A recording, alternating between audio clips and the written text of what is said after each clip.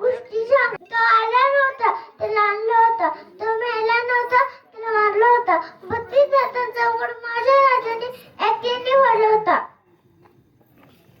अंगणातली तोळ, कोट्यातली गाय, घरातली म्हण, त्यांच्यावर कोणी वाईट नंतर टाकली की त्यांची काही केली जाणार नाही. जिद्द शिवाय छत्रपती शिवाजी महाराज की बाळ शिवाजीचा झुलवा पाळणा पाळणा बाळ शिवाजीचा